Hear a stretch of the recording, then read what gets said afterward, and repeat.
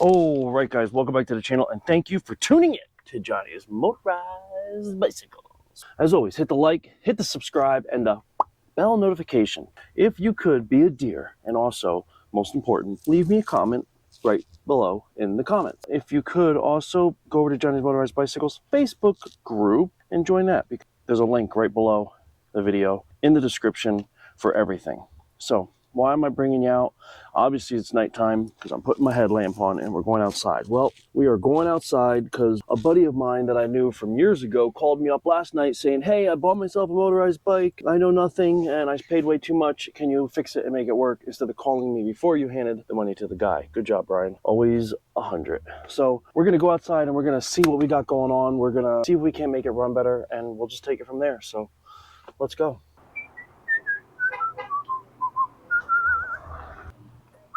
Hey, what's up? What's up? What's up? How you doing, brother?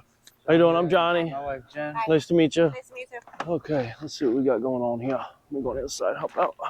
You got that one? I got it. Yeah. Yep.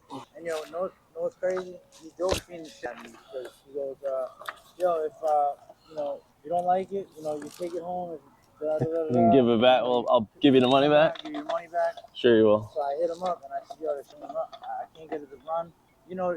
Bridge going over New Market Pond. Yeah. Yo, when you told me don't put it last night, Yeah. well, I was there till 2 a.m. I told you not to. Like, Okay. right, this is what I checked. What I noticed. Let me see here real quick. I want to see if this is. What are you looking at? Like, what do you? I want to put a chain on here so you don't gotta. What do you think? All right. First of all, I think that won't fit properly. I think it'd be too tight. like, You're gonna be fighting it. Why does this look like the freaking BMX? Looks like a BMX. It's probably an SE. That's why. Like new wheelie bikes the kids have. They call them SEs. I wouldn't even bother. This is a front wheel. That's why. This is a front wheel. Look, there's no gear over here. This has a really wide tire. Yeah, That's why it's touching and hitting. Look at the chain. Look what the chain did. Oh yeah, look at that. That's never any good. Yeah, so basically this frame is torched. You can't use that. And you can't use these rims anyway because they don't have a sprocket adapter in the back. There's no way to hook up the brake rotor or anything of that. That's just show. And that sucks. I have a bike I can give you that I had a motor on it. This Pepsi one. I call it the Mule because I used it for testing. And it's good. It runs good. I mean, well, it doesn't run good, but it rides good, And the motor will definitely fit on 100%. It's a 100% bike. It's a good bike. So basically, like this bike. Basically, both of these are useless, honestly. 24 hours, so I got raped. Mm-hmm. I'm trying to be nice, but you got badly raped because it's not even new; it's used. Well, I mean, it's a solid motor. If it really is a BBR, they're a solid base. Like, tell me, like, how much you gonna want? Like, I just hook this thing up, and I know how you said, oh, once you get experience, you could add stuff to make you go faster. Yeah, once you start getting comfortable and used to the way people are on the streets, it's way different than riding a motorcycle or dirt bike. Slow. No matter what, it's still going to do at least 35. I mean, that's just what they do. Like a properly running bike does 35 all day. 80cc. 80cc, 50cc, 100cc, doesn't matter. They all do it because of the gear. It's a 44.2 sprocket, and that's where your speed comes from. Oh, so the motor. But the motor has to be able to pull a heavier gear. So, yeah, but if you put a bigger... Smaller. The smaller sprocket. Top speed, you want a smaller sprocket. Correct. This is okay? Yeah, it's all basic stuff. It's all standard stuff. So, all right, which one are you The Fila Pepsi bike. This was my test mule, but I just stopped really testing anything on it. And I mean, I got to do a couple things, but a motor would 100% fit right on there. I think it'd be a good size frame for you. So I'd give you that one if you want.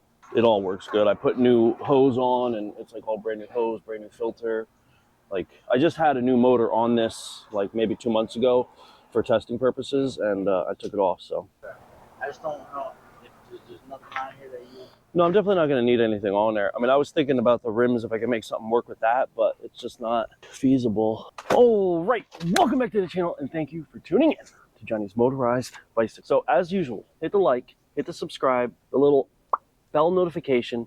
If you could, most important to me, please leave me a comment down in the comment section. Also, keep the conversation going. Go over to Johnny's Motorized Bicycles Facebook group. There's a link to everything, including that, down in the description right below the video. So all that out of the way, what do we got in front of us? Well, we have a non-motorized bicycle in front of us. I know, contradictory for the channel.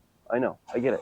But, you know, I have no choice in this. No, it's a buddy's. I explained a little bit about it, but he basically jumped the gun, bought 2 bikes to make 1 bike, to have a motorized bike. Let's just say he got bent over. The intelligent thing, of course, would have been calling me first and saying, hey, Johnny, what do you think about this? But, you know, he didn't. He acted on impulse and spent way too much money on 2 bikes that are completely useless, outside of the other one having an actual motor on it that doesn't run. So what we're doing is, since I already know this bike is completely useless, I'm just going to strip this bike down, and then I'm going to strip that bike down because that bike is also useless, and I'll show you why in a little bit. The main things we're going to get out of here today, children, is don't spend money unless you ask somebody who knows, especially if they're a friend that's within, you know, a phone call distance away, because that's just dumb. We won't say Brian's name so nobody can go into the Facebook thing and, you know, say, hey, you're an idiot. Why didn't you call Johnny first, Brian Pratt? You know, but I'm not going to give you his name so you don't know it, and you can't, you know, tag him and say, wow, you are an idiot, Brian Pratt. So just don't do that. You don't have his name to do it. I'm not going to leave you on for this nonsense, but I just wanted to give you a quick rundown. So this bike is pretty cool with the simple fact of it looks like a giant BMX bike. I think it's an SE, whatever the kids call them, SEs. They're basically stump bikes, I think, big BMXs. So that's cool. Problem with all that is it's useless. It's not going to do anything we need it to do. So we're just going to scrap it. It does have pretty cool looking wheels on it. You do see these like on BikeBerry and other, you know, interweb pages. Problem with that is they are not for motorized bikes. So you could use the front wheel because it's just a front wheel. The rear has no mounts, nothing for hooking up a sprocket, hooking up anything. So I'll show you when I get it all off and give you a close-up on everything. But he said I could have this bike. I'm just going to scrap it. I'm probably going to save these handlebars and the neck for the bike I'm going to build for him to make it all one nice bike. But I'll save the rims. You could use these rims because they are the same exact rims that you'd buy for motorized bikes if you do all the work yourself, which, you know, I'm accustomed to doing and I can do. In fact, that's what I did with Jokester, is I basically made my own rims for motorized bike out of regular bike rims, and they work great. So you could do it with these. Do I want to put the time and effort into these? I don't know, because these are kind of cheaper rims, but they look like they're beefier on this part. They're not the same rims that I had. They are 5-spoke, but these are 6-spoke. I had 5-spoke and they were just absolute garbage. These are 6-spoke and they do look a little beefier as far as the construction. So we'll get in close up soon and we'll show you everything. But till then, you wait a second and let me get this broken down. All right, I just want to give you a quick overview of this one. This is the bike that he wanted me to fix and put together for his new daily. That's not going to happen. A couple reasons, and I'll show you why. Main reason, see that? The chain wore right through, okay? This bike does not have a chain on it. Okay, did you see why? This is a front wheel. There is no hub on that side. Being a front wheel, which, you know, it does fit, obviously, but the hub is wider in the front because the rear hubs are smaller to accept the sprockets and all that on a normal bicycle. Not to mention he has the indent on the outside also, and it makes it run into it here. There's other issues. This bike is just not good for motorized bikes, period, because of the way the shape. See the shape, how it goes in here, both sides, down here, it does the same thing. So right there, that's just not a good thing. Now this is a 29-inch bike. It has a 26 rear because I guess they didn't have another 29 to put on it or something, or maybe it was all 26 and they put a 29-inch front. The shocks are rusted solid. He paid $225 for this and the other bike that is now in pieces on the ground. I know, that's crazy. He's known me for years, literally, I mean years we've known each other, and he thought to call me after he handed the guy the money and the bikes were on the roof on his way home. Now don't go to Brian's page and say, you idiot, because that'd just be mean. So the kid told him that this, on just this side, was for aerodynamics. Yeah, we'll get into that more later. So what we're going to use on this bike is this motor. Now I'm going to strip everything off and I'm going to throw the bike out because it's obviously crap because of this. But the main thing is I'm not going to use anything on this bike. I'm just going to take the motor inside. I'm going to go over it, take it apart, see what's good, and we're going to take it from there. But everything else is either going to get into the scrap pile, thrown out in the dumpster, or I'll save for future, you know, projects. If like my buddy calls me up, hey, this broke, do you have something to help me out? And I use it for that purpose so they can have something to get them moving again. The only thing I really am thinking about doing, and I might do, probably will do, is once I get this off, I'm going to be putting it on the Pepsi Feel-A bike, the mule. I'm going to give him that bike because I know a motor fits on there perfectly. It works well. and whatnot. Now, it will be his power plant, but I am thinking seriously about just taking it off and putting it on that bike just to fire it up so I can hear it run. I've never heard this motor run, but at the same time, it really doesn't matter if it does or doesn't, because once I crack it open and if I see any issues, I'll know if it runs at that point. Now, he says it did start when he bought it, but he doesn't know anything about these things. He doesn't know how it ran or whatnot. So I would like to hear it run, but once I see the cylinder, I'll know if it's worth investing time and money or not.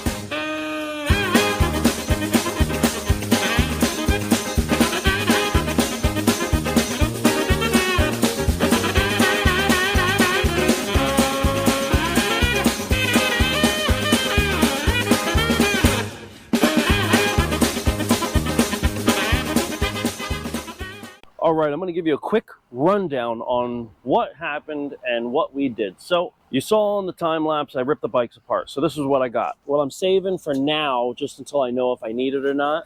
I got a tube and a tire. I'll probably get rid of the tire.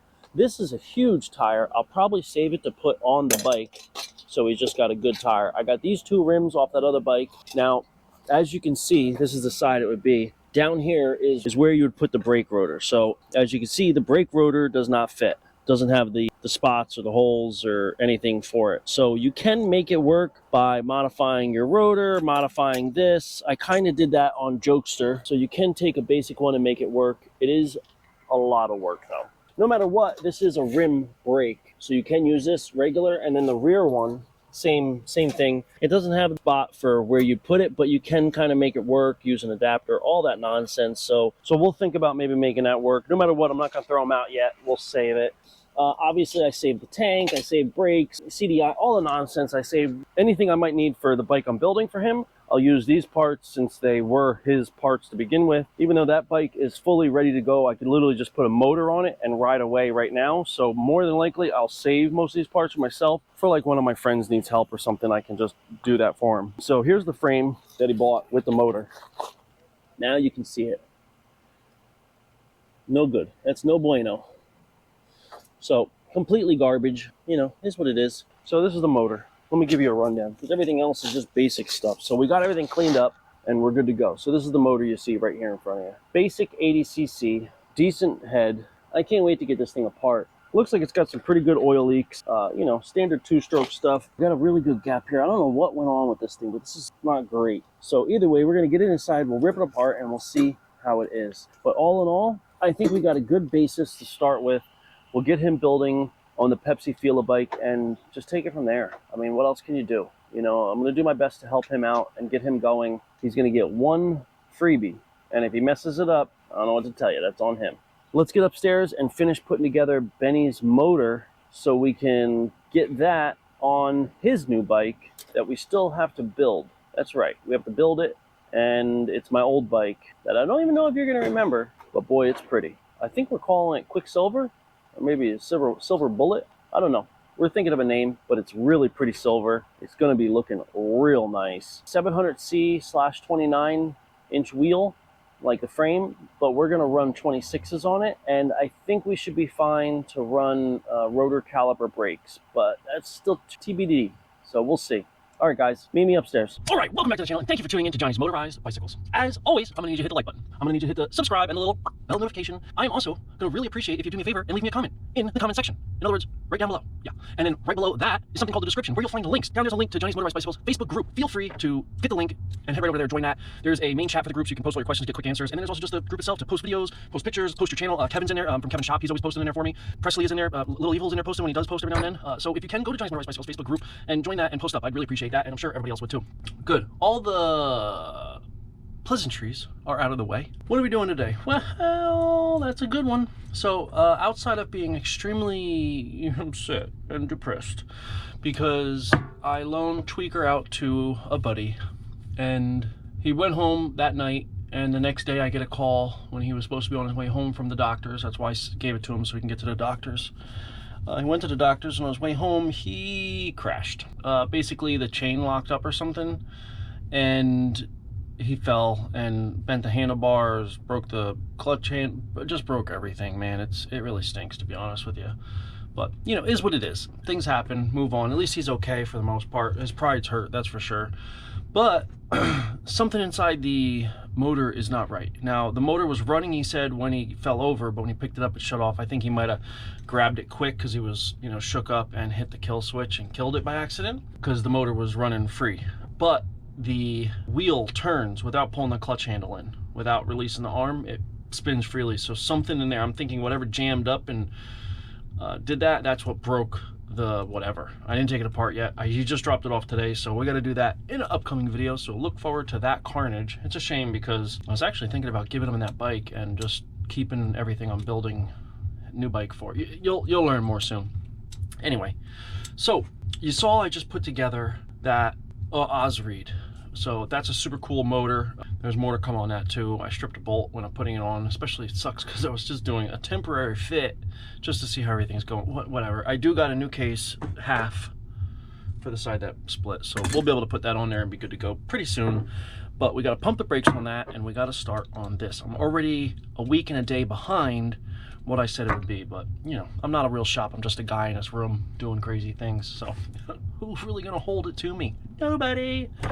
Brian went and spent way too much money on a bike and a motor and a separate bike to put the motor on because the motor the bike was on was shot, and the other bike isn't good for a motor either. So basically what it comes down to is he spent $225 on this, and we're gonna walk you through it. And just so you can get a good picture of what this entails, this gem, $225. Yeah, exactly. So we're gonna break this down, we're gonna clean it up, we're gonna hope that everything is good on the inside, and if it is, we're gonna do a little bit of port work, we're gonna put it back together, and we're gonna put it on the Pepsi bike, the Fila Pepsi bike, and we're gonna give that to him. We're gonna throw on a set of forks for him so he could be cruising a little more comfortable. He's only like $120, maybe $140. I don't know. He's pretty light. So the shocks that I have are way too light for me. Well, the ones I'm thinking about giving, I have other ones that are way stronger for me, but the ones I'm going to give him are perfect for him and his body weight. So we're going to do that, and we're going to transfer some shocks to the Pepsi Fila bike, aka the Mule, and we're going to get rid of that because I don't want the Mule anymore. It's too small, and I have other things coming in the works for that.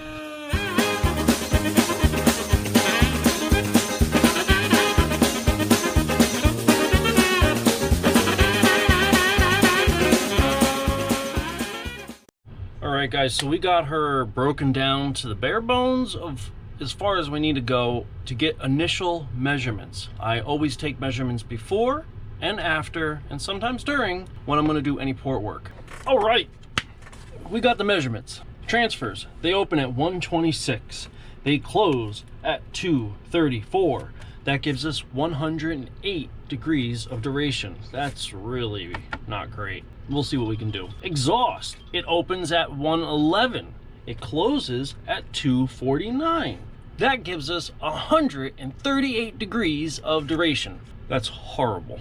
Now, intake, it opens at 59 before top dead center, and it closes at 59 after top dead center, which gives us a duration of 118 degrees. Not horrible in reference to the amount of transfer. It is 10 more degrees than a transfer, but with these low numbers, I mean, you're probably hitting 6,000, maybe 7,000 RPMs and you think you're flying. I bet this thing was probably topping out at around 28, 30 miles an hour, and that was about all she wrote. The blowdown. You subtract the exhaust open from the transfer open, you get 15 degrees of blowdown. Also horrible. So what are we gonna do? Well, I think I gotta get the cylinder off to really look at it and, you know, make sure she's good.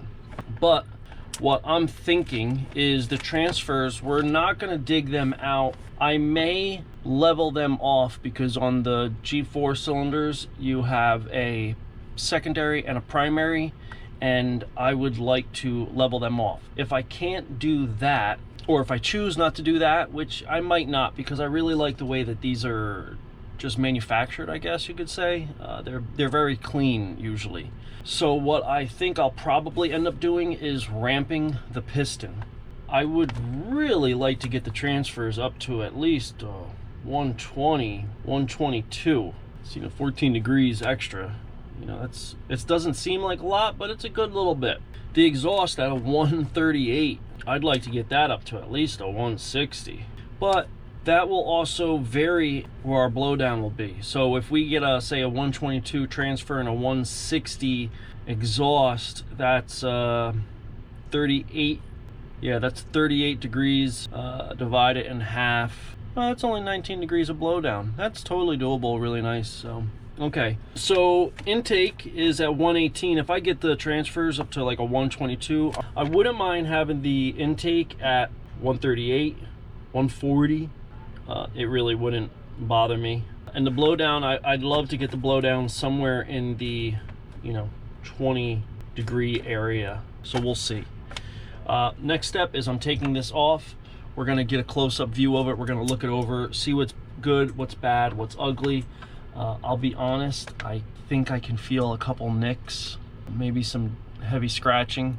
I told him when he got this thing and he couldn't get it started, he just kept trying and trying and trying and trying, and I begged him not to do that. He didn't listen. To each their own. People got to learn lessons the hard way instead of just taking advice from someone that knows. So we'll see what we can do. Let's get to it.